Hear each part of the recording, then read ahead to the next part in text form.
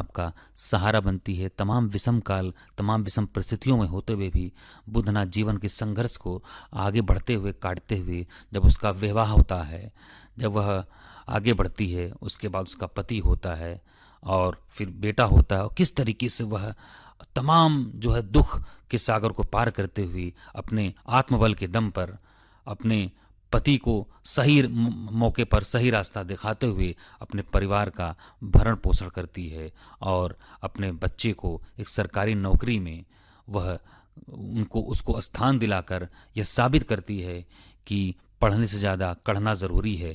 और इस बुधना की इस कहानी से सीख लीजिए श्रमिक साथियों, आपके भी परिवार में इस तरह की विषम परिस्थितियां होती होंगी, लेकिन कहना यही है कि उससे घबराना नहीं है, बल्कि संघर्ष ही ताकत देते हैं और उसी को साथ लेते हुए आगे बढ़ना है कि आप भी खुशहाल रहें, आपका परिवार भी खुशहाल रहे और आपके आसपास भी लोग खुश रहें। आइए सुनते हैं कहानी बुधना की रंजीत यादव की आवाज़ में।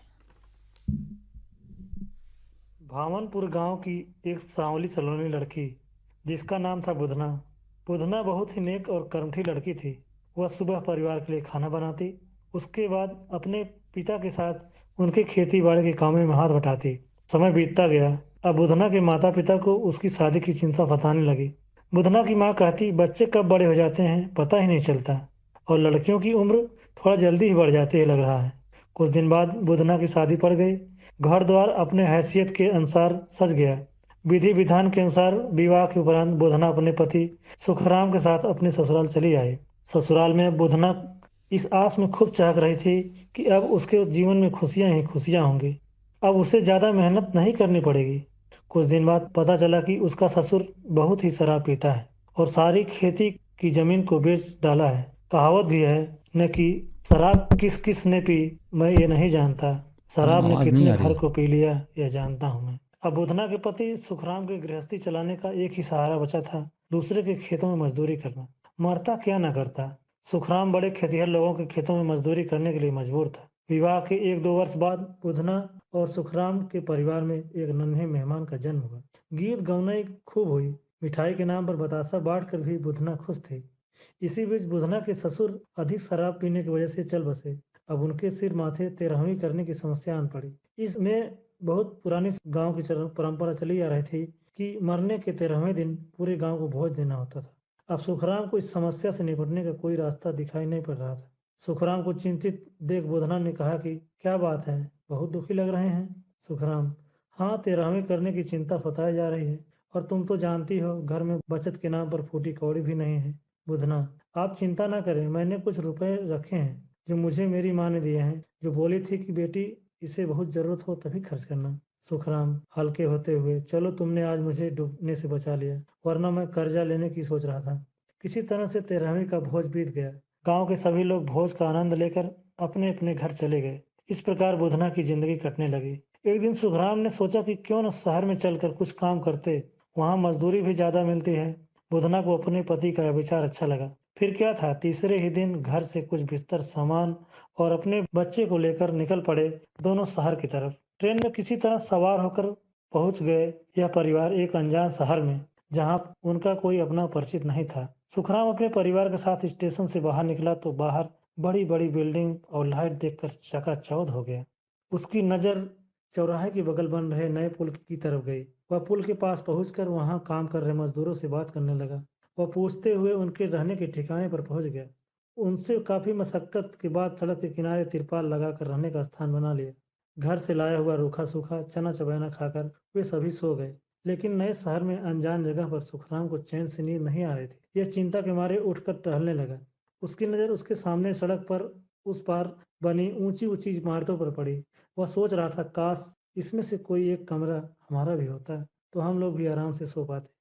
काफी रात बीत जाने के बाद उसे नींद आई। उसे सुबह होने का पता तब चला जब उसकी पत्नी बुधना ने हिलाकर उसे जगाया। बुधना ने कहा कि हमारा बच्चा भूख से रो रहा है और आप कोई गम नहीं है। सुखराम पास बने पानी के टैंक में हाथ मुंह धोकर पड़ोसी से एक गिलास दूध उधार मांग कर लाया। तब जाकर बच्चे का रोना बंद हुआ। इसके बाद पड़ोस में रहने वाले मजदूर से बात करके उसके साथ काम पर चला गया। आज काम करते समय सुखराम को अपनी बीवी और बच्चे की बहुत याद आ रही थी। शाम को अपने मजदूरी के पैसे से एक सस्ता होटल देखकर वहां से खाना पैक करवाया। और खुशी खुशी चल पड़ा अपने निवास स्थल की ओर, जहाँ पर उसकी बीवी और बच्चा उसकी बेसब्री से राह देख रहे थे। आज कई दिनों बाद सभी ने भरपेट भोजन किया और सभी को अच्छी नींद भी आई। सुखराम की रोजमर्रा का सिलसिला चलने लगा। उनका बच्चा धीरे धीरे बड़ा हो गया। बुधना ने एक दिन अपने पति से कहा, क्यों न हम अपने बच्चे को पढ़ाई के लिए स्कूल भेजें। सुखराम को भी अपनी पत्नी की यह बात अच्छी लगी। वह सोचने लगा कि हमारी पूरी जिंदगी तो मजदूरी और दूसरों की गुलामी में कट गई, लेकिन पढ़ लिख कर शायद हमारे बच्चे को यह सब न झेलना पड़े। अगले दिन सुखराम ने नजदीक के सरकारी स्कूल में जाकर बच्चे का एडमिशन करवा दिया। अब सुखराम के काम पर और बच्चे के स्कूल जाने के बाद बुधना घर पर अकेली रह जाती। उसका दिन काटना पहाड़ हो जाता था। इधर जिम्मेदारियों और आवश्यकताओं की चादर भी बढ़ती जा रही थी। यही सब सोचकर बुधना ने एक सप्ताह बाद हिम्मत जुटाकर अपने पति से उसके साथ काम पर चलने की बात कही। तो सुखराम ने साफ साफ मना कर दिया कि उसे काम पर नहीं जाना है। परंतु बुधना के काफी जिद करने पर अगले दिन से बच्चे को स्कूल भेजकर दोनों पति पत्नी काम पर जाने लगे। अब परिवार की आमदनी बढ़ चली थी। बुधना और सुखराम एक बड़ी स्टील फैक्ट्री में काम करने जाते थे। फैक्ट्री का मालिक हट्टा कट्टा और बहुत ही रौबदार आदमी था। वह मजदूरों से सीधे मुंह बात नहीं करता था। बात बात में उन्हें झिड़की देता रहता था। लेकिन उनमें से एक खासियत थी। वह महिलाओं का बड़ा सम्मान करता था। वह उन्हें कभी उल्टा सीधा नहीं बोलता। कुछ दिनों बाद सुखराम की दोस्ती कंपनी में काम करने वाले एक मजदूर से हो गई। उसका नाम था कमलेश। कमलेश और उसकी बीवी दोनों ही इस फैक्ट्री में काफी दिनों से मजदूरी कर रहे थे। एक दिन की बात है, फैक्ट्री का मालिक टहलते हुए अंदर आया। आज उसके बात और व्यवहार में रूखापन दिखाई नहीं पड़ रहा था, जो कि मजदूरों के लिए एक आश्चर्य की बात थी। उसने सारे मजदूरों को ठेकेदार से कहकर बुलवाया। उसके बाद मालिक ने कहा कि भाइयों, मेरी नई फैक्ट्री थोड़ी दूर पर खुल रही है। उसमें महिला मजदूरों को जरूरत है। वहां पर उनकी मजदूरी भी बढ़कर मिलेगी। यह बात सुनकर सुखराम और कमलेश ने अपनी बीवियों को अधिक मजदूरी मिलने के कारण वहां भेजने का निर्णय किया। शाम को घर आने पर बुधना ने सुखराम से कहा कि मैं नए अनजान जगह पर आपको छोड़कर अकेले काम पर नहीं जाना चाहती हूँ। मैं आपके साथ ही कम मजदूरी पर काम करना चाहती हूँ। क्योंकि बुधना को मालिक का व्यवहार पहले से ही कुछ अच्छा नहीं लग रहा था, लेकिन यह बात उसने अपने पति से कहना सही नहीं समझा। अगर वह उससे बताती तो शायद उसका पति नाराज होकर उसे साथ में काम पर ले जाने से मना कर देता। स्त्रियों की एक स्वाभाविक विशेषता यह है कि पुरुषों की भावनाओं को बहुत जल्दी ही पढ़ लेते हैं। बुधना के साथ भी ऐसा ही हुआ। काम करते समय एक दिन सुखराम के दोस्त कमलेश ने बताया कि उसकी बीवी की वजह से उसकी जिंदगी बहुत अच्छी चल रही है, क्योंकि फैक्ट्री के मालिक ने उसकी बीवी की मजदूरी को तनख्वाह में बदल दिया है। सुखराम ने सोचा, काश बुधना भी नई फैक्ट्री में जाती तो हमारे भी दिन बदले हुए होते। समय बीतता गया। एक दिन सुखराम को किसी काम से ठेकेदार ने मालिक की नई फैक्ट्री में भेजा। सुखराम नई फैक्ट्री के गेट पर पहुंचा तो उसे गेट पर लगे गार्ड ने रोक लिया। काफी पूछताछ करने के बाद गार्ड ने अंदर जाने दिया। सुखराम अंदर कुछ दूर तेज कदम से आगे बढ़ने लगा कि अचानक से वह मालिक के कमरे की तरफ पहुंच गया।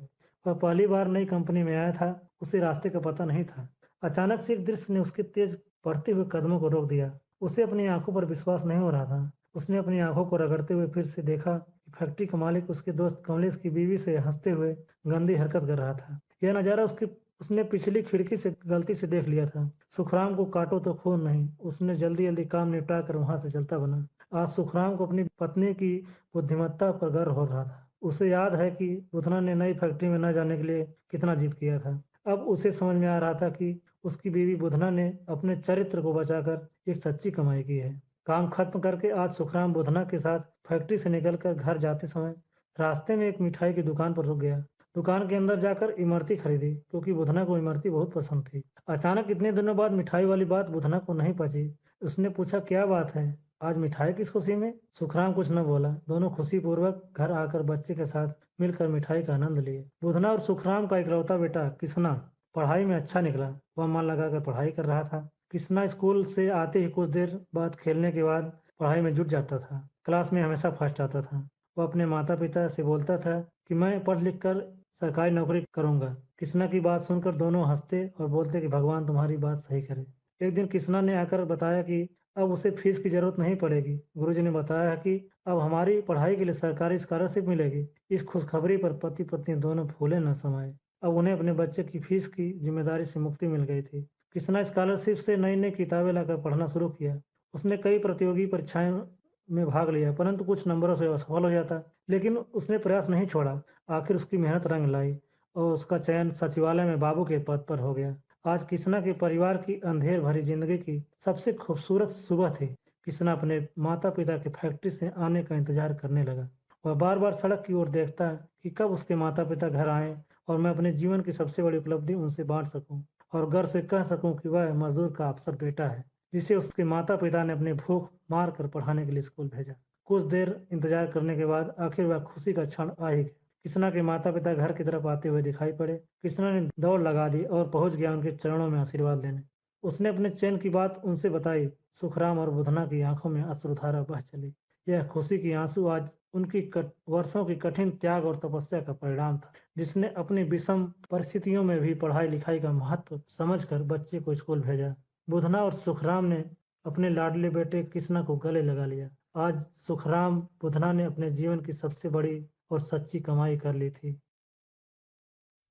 तो श्रमिक साथियों, आपने देखा किस तरीके से बुधना ने जब वह अपने घर अपने माता पिता के साथ रही तो वहाँ उसने किस तरीके से संघर्ष किया और जीवन पथ पर आगे बढ़ती रही, और किस तरीके से वो ससुराल गई तो उसका जो ससुर थे वह शराब पीते थे, उसमें उनकी असमय मौत हो गई, और किस तरीके से उसने परिवार को संभाला, पति को संभाला, बच्चों को संभाला, और तमाम विषम परिस्थितियों को पार करते हुए उसने एक सुखी जीवन बेटे को अपने उसके मुकाम तक पहुंचाया, और उसके पति को भी उसके गर्व था, उसके बेटे को अपनी माँ पर गर्व था।